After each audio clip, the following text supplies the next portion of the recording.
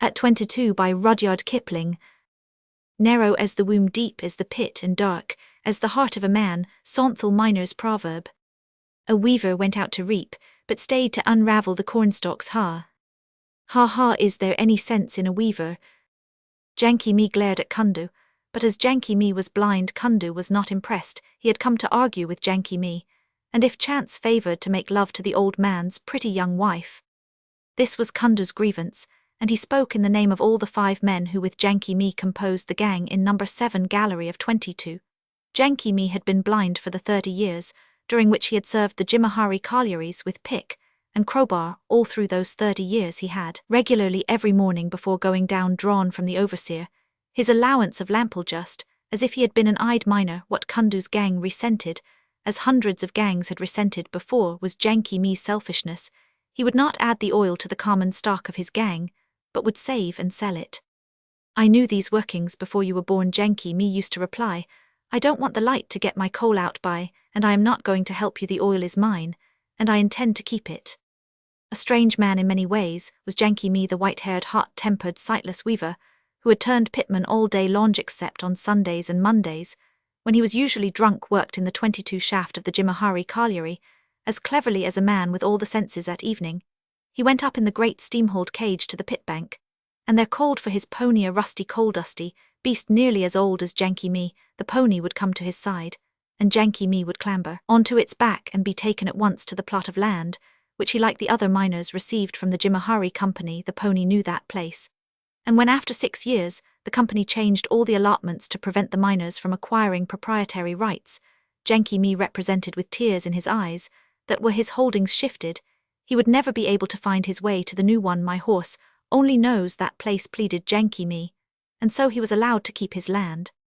On the strength of this concession, and his accumulated all savings, Janki Mi took a second wife, a girl of the Jalaha main stock of the Mies, and singularly beautiful. Janki Mi could not see her beauty, wherefore he took her on trust, and forbade her to go down the pit. He had not worked for 30 years in the dark, without knowing that the pit was no place for pretty women. He loaded her with ornaments, not brass or pewter, but real silver once, and she rewarded him by flirting outrageously with Kundu of number 7 gallery gang. Kundu was really the ganghead, but Janki Mi insisted upon all the work being entered in his own name, and chose the men that he worked with, custom stronger even than the Jimahari company dictated that Janki, by right of his years, should manage these things, and should also work despite his blindness in Indian mines, where they cut into the solid coal with the pick, and clear it out from floor to ceiling. He could come to no great harm at home, where they undercut the coal and bring it down in crashing avalanches from the roof. He would never have been allowed to set foot in a pit.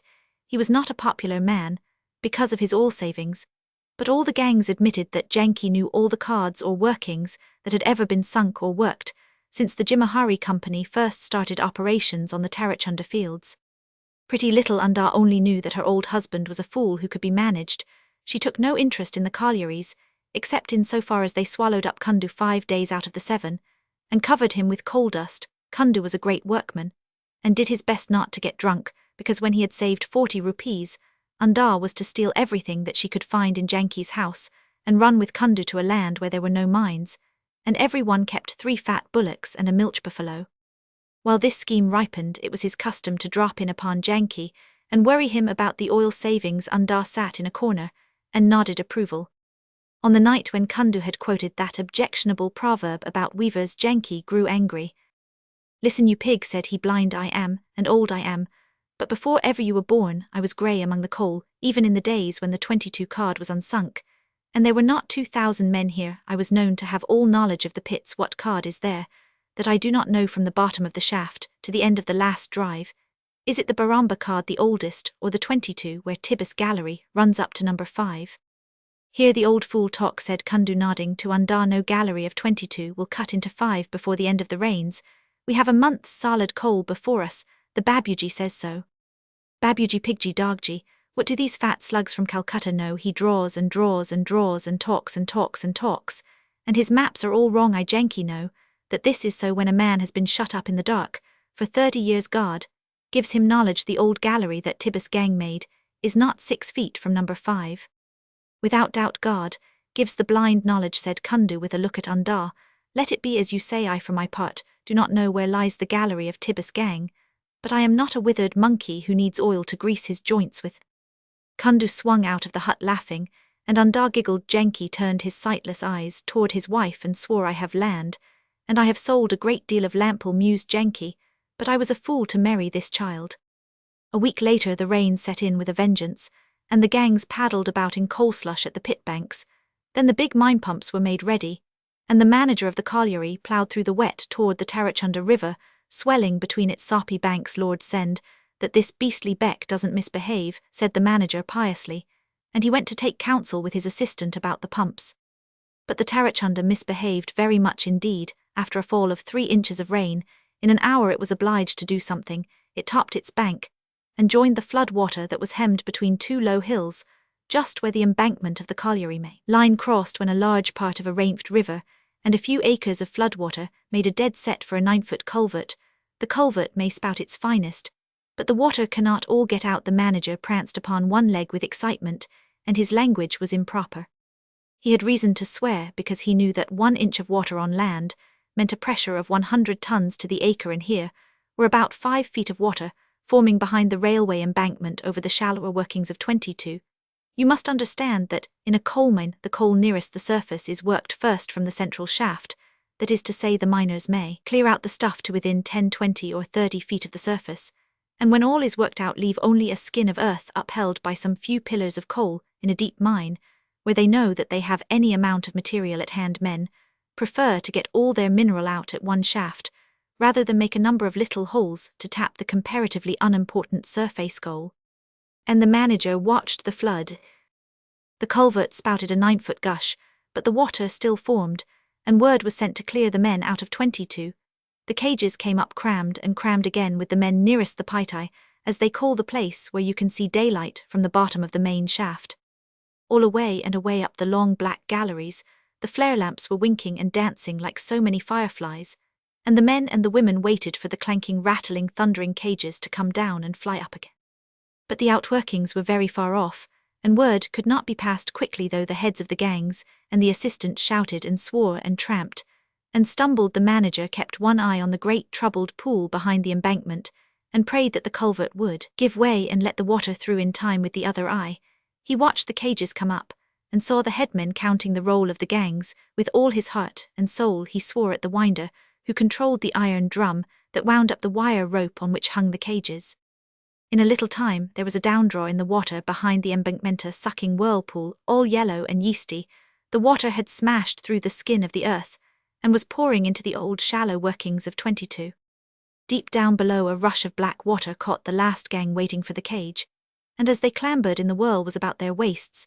The cage reached the pit bank, and the manager called the roll. The gangs were all safe, except Gang Genki, Gang Mogul, and Gang Rahim, 18 men, with perhaps 10 basket women who loaded the coal into the little iron carriages that ran on the tramways of the galleries. These gangs were in the outworkings 3/4 of a mile away on the extreme fringe of the mine. Once more the cage went down, but with only 2 English men in it, and dropped into a swirling, roaring current that had almost touched the roof of some of the lower side galleries. One of the wooden balks with which they had propped the old workings shot past on the current, just missing the cage. If we don't want our ribs knocked out, we'd better go, said the manager. We can't even save the company's props. The cage drew out of the water with a splash, and a few minutes later, it was officially reported that there were at least 10 feet of water in the pits. Now 10 feet of water. There meant that all other places in the mine were flooded, except such galleries as were more than 10 feet above the level of the bottom of the shaft. The deep workings would be full, the main galleries would be full, but in the high workings reached by inclines from the main roads, there would be a certain amount of air cut off, so to speak, by the water, and squeezed up by it.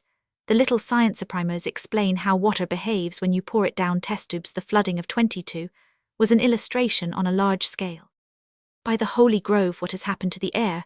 It was a Santhal gangman of Gang Mogul in number 9 gallery, and he was driving a 6-foot way through the coal. Then there was a rush from the other galleries, and Gang Genki and Gang Rahim stumbled up with their basket women. Water has come in the mine, they said, and there is no way of getting out. I went down, said Genka, down the slope of my gallery, and I felt the water. There has been no water in the cutting in our time, clamoured the women. Why cannot we go away? Be silent, said Genki. Long ago, When my father was here, water came to 10 or 11 cutting, and there was great trouble. Let us get away to where the air is better. The 3 gangs and the basket women left number 9 gallery, and went further up number 16 at one turn of the road. They could see the pitchy black water lapping on the coal. It had touched the roof of a gallery that they knew well, a gallery where they used to smoke their hookahs and manage their flirtations. Seeing this, they called aloud upon their gods, and the mehers, who are thrice bastard Mohammedans, strove to recollect the name of the prophet. They came to a great open square, whence nearly all the coal had been extracted. It was the end of the outworkings, and the end of the mine. Far away down the gallery, a small pumping engine used for keeping dry a deep working, and fed with steam from above, was throbbing faithfully. They heard it cease. They have cut off the steam, said Kundu hopefully. They have given the order to use all the steam for the pit bank pumps. They will clear out the water. If the water has reached the smoking gallery, said Janki, all the company's pumps can do nothing for 3 days. It is very hot, moaned Jasoda the basket woman. There is a very bad air here because of the lamps. Put them out, said Janki. Why do you want lamps? The lamps were put out, and the company sat still in the utter dark. Somebody rose quietly and began walking over the coals. It was Janki who was touching the walls with his hands. Where is the ledge? He murmured to himself. Sit, said Kundu. If we die, we die. The air is very bad. But Janki still stumbled and crept and tapped with his pick upon the walls. The women rose to their feet. Stay all where you are. Without the lamps you cannot see, and I am always seeing, said Janki. Then he paused and called out, Oh, you who have been in the cutting more than 10 years, what is the name of this open place? I am an old man, and I have forgotten. Bullia's room, answered the Santhal, who had complained of the vileness of the air. Again, said Janki. Bullia's room.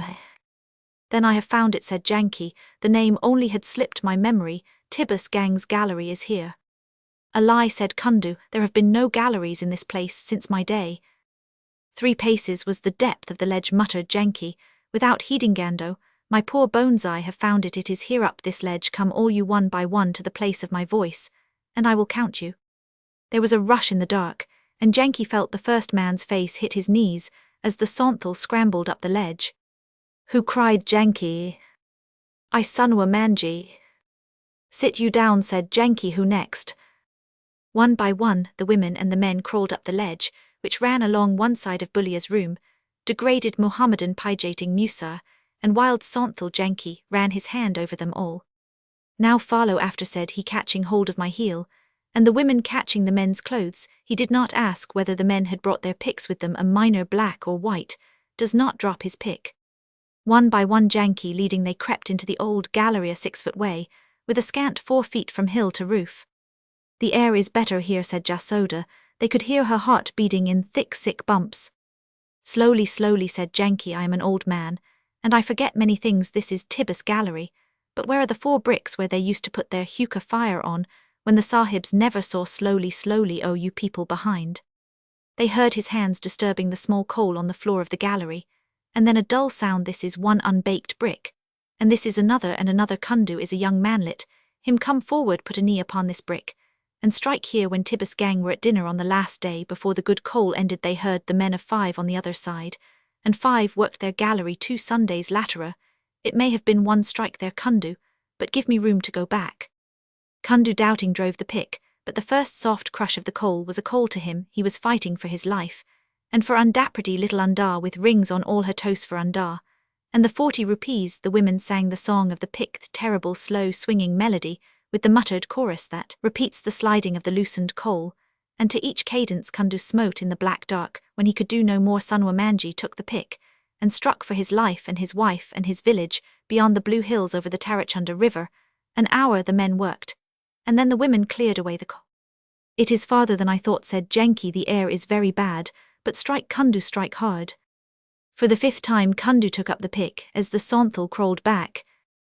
The song had scarcely recommenced when it was broken by a yell from Kundu that echoed down the gallery. Par hua, we are through. The imprisoned air in the mine shot through the opening, and the women at the far end of the gallery heard the water rush through the pillars of Bullia's room and roar against the ledge. Having fulfilled the law under which it worked, it rose no farther. The women screamed and pressed forward. The water has come. Where shall be killed? Let us go. Kundu crawled through the gap and found himself in a propped gallery by the simple process of hitting his head against a beam. Do I know the pits or do I not? Chuckled Janky. This is the number 5. Go you out slowly, giving me your names. Ho Rahim, count your gang. Now let us go forward, each catching hold of the other as before. They formed a line in the darkness, and Janky led them. For a pitman in a strange pit is only 1 degree less liable to err than an ordinary mortal underground. For the first time at last, they saw a flare lamp, and gangs. Janky Mogul and Rahim of 22 stumbled dazed into the glare of the draft furnace at the bottom of 5. Janky feeling his way and the rest behind. Water has come into 22. God knows. Where are the others? I have brought these men from Tibus Gallery in our cutting making connection through the north side of the gallery. Take us to the cage, said Janky me. At the pit bank of 22, some 1,000 people clamoured and wept and shouted. 100 men on 1,000 men had been drowned in the cutting. They would all go to their homes tomorrow. Where were their men? Little under her cloth drenched, with the rain stood at the pitmouth calling down the shaft for Kundu. They had swung the cages clear of the mouth, and her only answer was the murmur of the flood in the pit's eye 260 feet below. Look after that woman, shell chuck herself down the shaft in a minute, shouted the manager. But he need not have troubled. Undar was afraid of death. She wanted Kundu. The assistant was watching the flood, and seeing how far he could wade into it. There was a lull in the water, and the whirlpool had slackened. The mine was full, and the people at the pit bank howled. My faith, we shall be lucky if we have 500 hands on the place tomorrow, said the manager. There's some chance yet of running a temporary dam across that water. Shove in anything, tubs and bullock carts. If you haven't enough bricks, make them work now. If they never worked before, hi you gangers, make them work. Little by little the crowd was broken into detachments and pushed toward the water with promises of overtime. The dam making began, and when it was fairly underway, the manager thought that the hour had come for the pumps.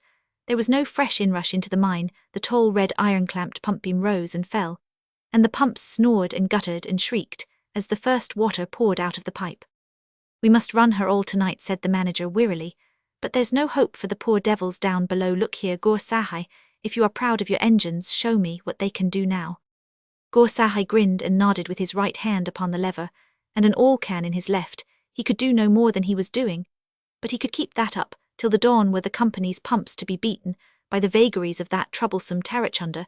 River never never, and the pumps sobbed and panted never never. The manager sat in the shelter of the pitbank roofing trying to dry himself by the pump below fire, and in the dreary dusk he saw the crowds on the dam scatter and fly. That's the end, he groaned. 'Twill take us 6 weeks to persuade M that we haven't tried to drown their mates on purpose. Oh, for a decent rational Geordie. But the flight had no panic in it. Men had run over from 5 with astounding news, and the foremen could not hold their gangs together. Presently surrounded by a clamorous crew, gangs, Rahim, Mogul and Janky, and 10 basket women walked up to report themselves, and pretty little Undar stole away to Janky's hut to prepare his evening meal. Alone I found the way, explained Janky me, and now will the company give me pension. The simple pitfolk shouted and leaped, and went back to the dam reassured in their old belief that whatever happened so great was the power of the company whose salt they ate. None of them could be killed. But Gaur Sahai only bared his white teeth and kept his hand upon the lever and proved his pumps to the uttermost. I say, said the assistant to the manager a week later, do you recollect Germinal? Yes, queer thing, I thought of it in the cage when that bulk went by. Why? Oh, this business seems to be Germinal upside down. Janky was in my veranda all this morning, telling me that Kundu had eloped with his wife Undar, or Anda, I think her name was. Hillo, and those were the cattle that you risked your life to clear out of 22. No, I was thinking of the company's props, not the company's men. Sounds better to say so now, but I don't believe you, old fellow.